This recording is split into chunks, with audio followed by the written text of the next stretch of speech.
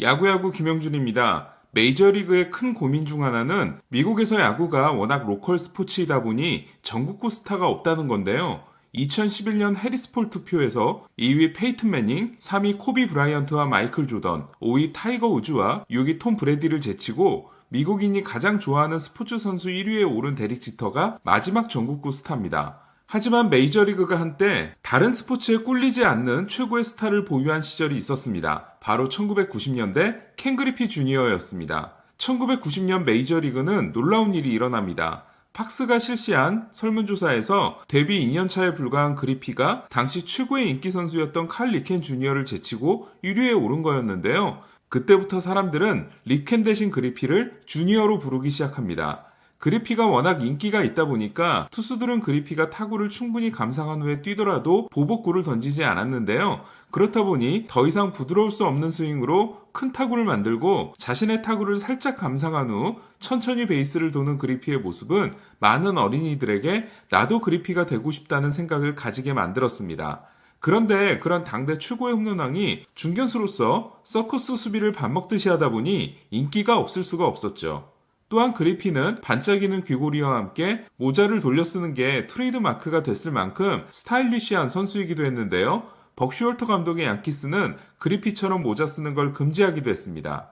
메이저리그에서 312개 홈런을 때려낸 제이 브루스는 9살 때 다짜고짜 시애틀 킹돔에 전화를 걸어 그리피를 바꿔달라고 한 적도 있었습니다. 물론 1990년대 미국 최고의 스포츠 스타는 마이클 조던이었습니다. 하지만 나이키에서 에어조던 같은 그리피의 브랜드가 따로 나왔을 정도로 그리피의 인기 역시 대단했는데요. 만약 그리피가 양키스 유니폼을 입고 있었다면 그 인기는 훨씬 더 대단했을 거라는 게 당시 모든 사람들의 생각이었습니다. 하지만 그리피는 아버지가 양키스에서 뛸 때 양키스 덕아웃을 돌아다니다가 조지 스타인브레너에게 혼이 난 후 양키스를 좋아하지 않고 있었습니다.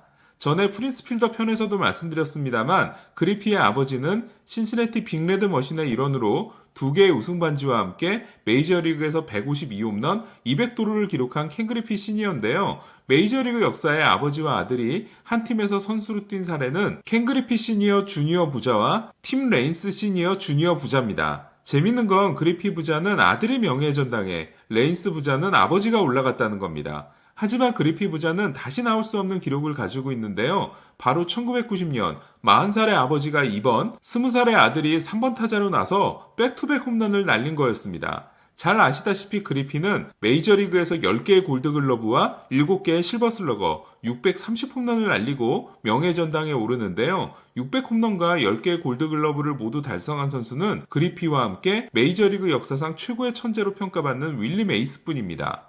하향세가 시작되고 나서인 2006년 36살의 그리피가 조엘 주마야가 던진 104마일, 시속 167km짜리 공을 정말 부드러운 스윙을 통해 담장 너머로 날린 장면은 아직도 잊을 수 없는데요. 그리피는 라파엘 팔메이로, 토니 그윈, 존 올러루드, 레리 워커 등을 제치고 가장 아름다운 스윙 1위에 오르기도 했습니다. 비록 신시내티 이적 후 급격한 하락세가 진행되면서 베리 본즈와 비교되기도 했지만 시간이 지난 후 우리는 그리피가 훨씬 명예로운 선수라는 걸 알게 됐습니다. 이에 그리피는 본즈와 달리 약물의 유혹을 이겨냈다는 점에서 지금은 3위 기록이 됐지만 당시까지만 해도 역대 최고 기록에 해당되는 99.3%의 득표율로 명예전당에 오르게 됩니다.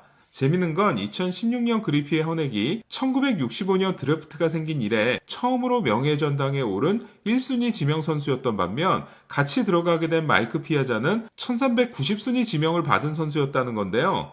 물론 갑부였던 피아자의 아버지는 연줄로 다저스에 들어가게 해주고 여차하면 아들을 위해 메이저리그 구단을 사려고 했습니다.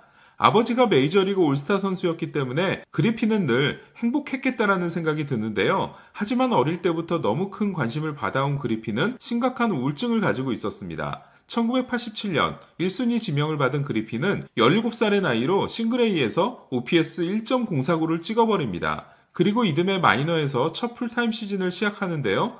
하지만 우울증이 절정에 달했던 당시 그리피는 아스피린 277알을 삼키는 자살을 시도합니다. 그리피는 다행히 여자친구에 의해 발견돼 정말 간발의 차로 죽지 않게 됐는데요. 그리피의 가장 큰 문제는 바로 아버지였습니다. 아버지는 그리피가 9살 때 아들이 하늘이 내린 천재임을 알게 된 후 신에게 감사 기도를 올렸다고 합니다.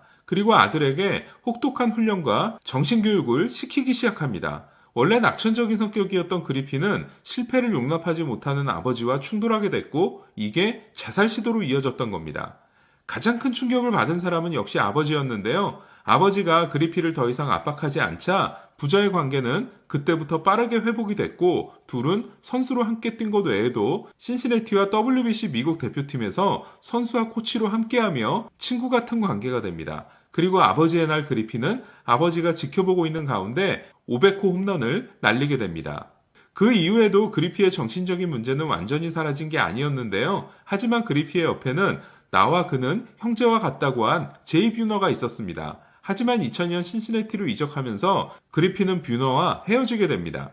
사람들은 400홈런을 가장 어린 나이로 때려냈던 그리피가 홈런 역대 1위를 차지하는 선수가 될 걸로 믿었는데요. 하지만 그 자리는 베리 본즈가 가져갑니다. 그러나 우리는 누가 더 명예로운 선수인지를 잘 알고 있습니다. 앞으로 메이저리그는 그리피만큼 최고의 실력과 스타성을 가진 선수가 다시 나올 수 있을까요? 이상 김영준의 야구야구 영상으로 만나는 인사이드 MLB였습니다.